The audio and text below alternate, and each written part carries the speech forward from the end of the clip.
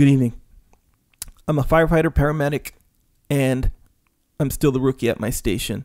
The fire service is notorious for politics within the ranks, and rookies often get the worst of it.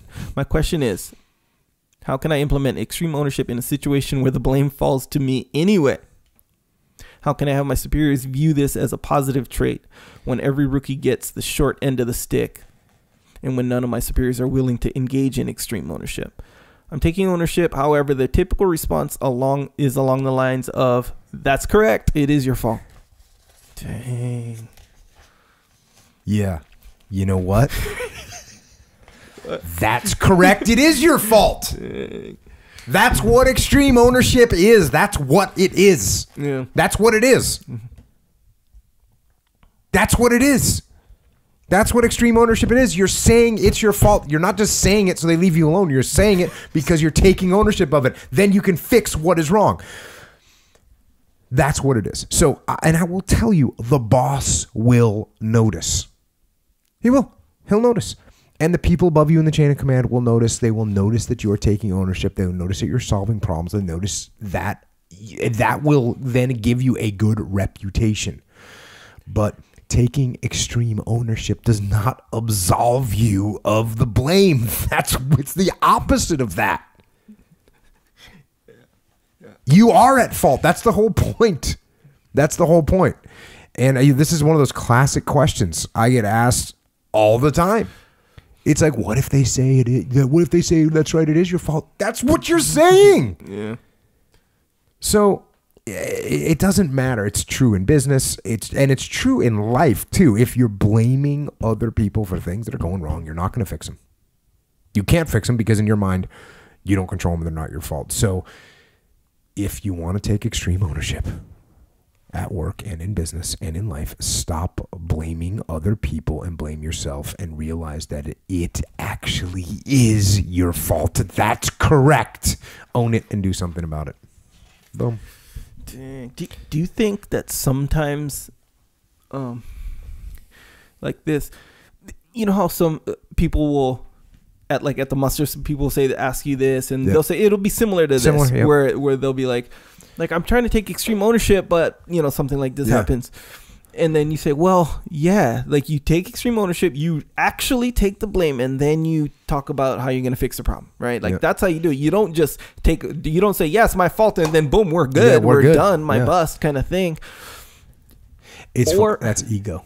It's funny because your ego is like, if I say Echo, this went wrong and it's my fault, and then you go, yeah, you should have done a better job. I talk about this all the time. That's my defense. I'm like, oh, what are you talking about? Well, I would have been able to do it better if you would have done blah blah blah blah blah. Yes, so even though I'm saying I'm taking ownership, I'm not actually taking ownership. Yeah. So that was actually going to be my question. Just stop making excuses, people. So it's almost like, maybe not all the time, but it's almost like let's say I did something and I messed up. I caught my own mistake right in the middle of doing it. I was like, man, I'm so dumb. And it was a dumb mistake. Whatever. Oh, I'm so dumb. And you said, yeah, you are dumb. And I'd be like, wait, don't call me dumb. Yeah. Right. Exactly. It's kind of like that, right? It's like, man, you just said you're dumb, kind of thing. You know what else is funny is you hear people make excuses but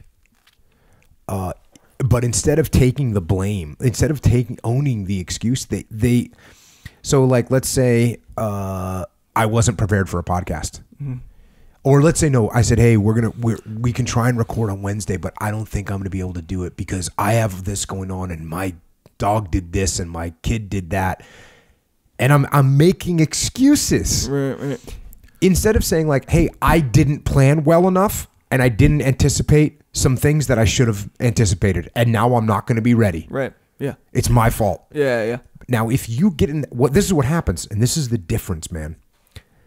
If you have the habit of actually saying hey, I didn't anticipate this and it's actually my fault, then you know what you do? You plan better. Yeah. How many times have I called you up and said, hey, Echo, I'm not ready to record the podcast? Yeah, a few times. No. Actually, no. You said I might not be ready. And then? Then you probably got mad at yourself. Yeah, I got mad at myself. Ready.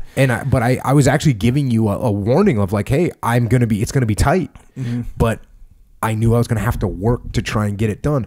What I'm saying is when you truly say like everything that's happening in my world is my fault, you don't make excuses anymore up front. You and even if you do, you say like, hey, here's what's going on and this is what I'm going to do to get over them. Yeah. It's a big difference, man. It has a huge impact. Yeah. When you're saying, here's a good one. Like, and this is one of the, probably the most common thing of anything of any excuse is I don't have time. That's the most, is there any more common excuse than I don't have time besides the dog ate my homework, right? I don't, not that I know of. No. By the way, one time the dog literally ate my kid's homework. It was all chewed up. Yeah, I was like, well, the dog ate your homework. That came from somewhere. Keep your in a dog secure area. Yeah. So there's no bigger excuse that gets used more common, at least for like a long-term goal, like hey, I want to, you name it. Yeah. I want to, play piano. I want to play piano. I want to play guitar. I want to write a book. I want to study. I want to get my degree. All this stuff, right? Anything is just I don't have time. I want to get in shape, right? I want to run every day. It's all. Hey, even I want to spend more time with my kids, but I don't have time. Yeah. Right? So that's the pre-given excuse. But when you blame all these other things, it's not your fault that you don't have time. Right. It's the fault of the schedule. It's the fault of the weather. It's the fault of it's the lack of time. Yeah. The fact of the matter is, if you take ownership of that, if you take ownership of the time, you will have time because you'll make time. Yeah. And when I call you up and say, hey, I might not be able to get ready, what I'm doing is like saying, okay, I'm giving him a warning. And then I'm looking at my schedule going, where can I finish prep or where can I prepare for this? Yeah. When can I get this done? That's the ultimate excuse for so many people. I don't have time. And the minute you say that you don't have control over the time, you do have control over the time. Yeah. Guess what? Hey, are there people that are working 3 jobs? Yes, there are. Yeah. And might they have? Are there things that they're going to have to edit out of their schedule? Yes, there are. One of the first things you should edit out of your schedule: YouTube, social media surfing, internet surfing, right? Sure. What else do we do to waste time? You know what I mean? Like we waste TV. Time doing things. TV. So that if you have an excuse, turn it back on yourself and take control of it. Yep. That's all I'm saying. You make the time. You make the time. Yeah, a little time saving element. I don't even know if it's a tip. It's just a little thing to consider. When you cruise extra hard so you can get it done in half the time. I'm disciplined with my time so I can cruise. Yeah. Sometimes. Discipline equals cruising. Yes. That's the freedom part. Cruising. The time is like it can be kind of like a balloon, with like little leaks in it where, you want to, like time will just kind of leak away, right? So if you're not, how like in fact I think you were the one who kind of told me where it's like you should like plan kind of everything. You got to go just plan it all and get it done, and then the rest of that time is your time, open free. Yeah. So if you're like, okay, I have some stuff to do today, but I'm not going to plan it necessarily. I'm just going to sort of get it done tomorrow at some point.